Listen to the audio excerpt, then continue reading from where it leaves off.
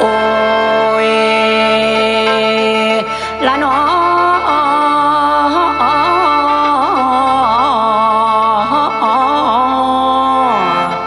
แสงเอ๋ยแสงดาวกลับขึ้นฟ้า93 พระพรรษาทั้งโลกาคู่เคียงพอขึ้นสู่สวรรค์ข้าไลละโนองค์พระพันปีหลวงพระแม่เจ้าเอ้ยโลกาเศร้า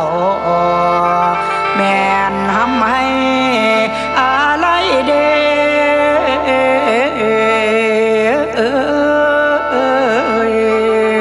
โอ้ยหนอ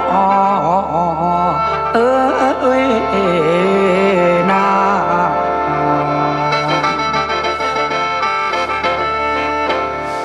พี่น้องเอ๋ย24 ตุลาปี68นั่นเด้อทานปานฟ้าพานอกลางใจประชาชนคนไทยน้ำตาไหลคิดท่านพ่อองค์พระพันปีหลวงมาจากไปจ่อท่านตั้งโตอยู่นอสั่งมาเฝ้าแท่นอแม่องค์พระแม่เหนือหัวผู้เฮ็ดเพื่อลูกไทยแท้ๆมานั้นแล้วตั้งแต่หึงทุ่มเจ็ดทุ่มเพิ่งฟ้ากาไหลมาจากเมืองสวงสัญญาณหลวงลงมาไทยประชาก็เห็นทั่วให้โศกากลุ่มกลัวน้อหัวใจลูกสิล้นแสงจ้าจากมืดมนเสียงฟ้าลั่นดังต่ำโบราณกำเพิ่นสาลือแสงนั้นคือแสงความเศร้าผู้มีบุญญาของเฮาสิไกลแล้วนั่นเด้อทานไผสิมาคิดท่านผู้มีบุญผู้นี้สิเป็นท่านองค์แม่ไทยแนมมองรูปแล้วก็ให้น้ำตาไหลลงยาวภาพเคยเห็นตั้งแต่ข้าวแม่เสด็จผู้เคียงพ่อล้อเก่าแลนเข้ามาจูงมือกันไปทั่วลาดงดอยป่าบ่ลาไลแม่นไก่ป่านใดแม่กะยังน้ำห้อยพ่ออยู่หัวเป็นน้ำเฮาสิเป็นป้านั่นนอแม่นพระเสาวานีพระพันปีเคยบอกสั่งป้าคู่น้ำเป็นพลังพิชีวิตคนไทยฟื้นให้ยืนได้ย้อนแม่เฮาไปแล้วเด้อแม่เจ้าไปนำพ่อของเฮารัชกาลที่เก่าไปเคียงคู่ตุลาเอ้ยให้เจ้าเหลียวเบิ่งดูมีแต่ผู้ห้องให้ย้อนไอ้นี่สิ้นแม่หลวง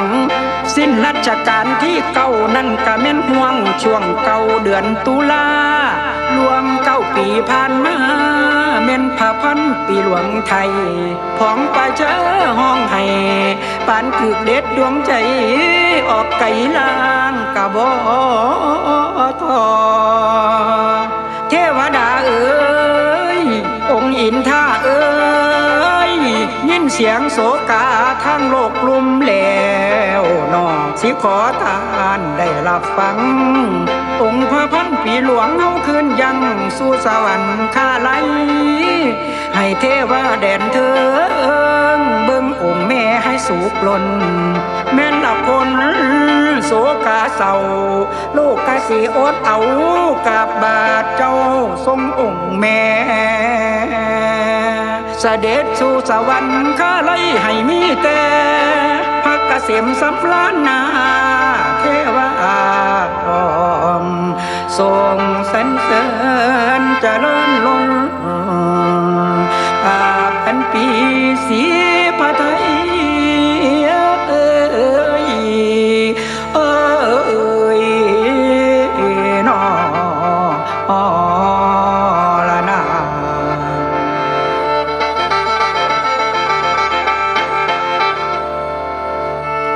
เสด็จแล้ว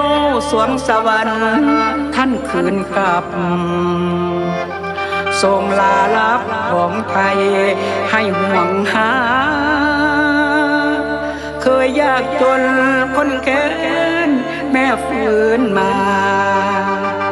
ไม่แพ้ว่าผ้าไทยแท้แม่สู้ซอยคืนสู่แคว้นแดนสวงห่วงสมุทรลำพาพบมวลลูกไทยใจเหงาง้อ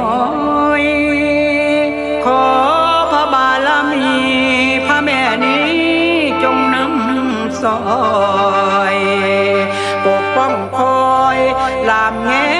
งลูกแน่เถิน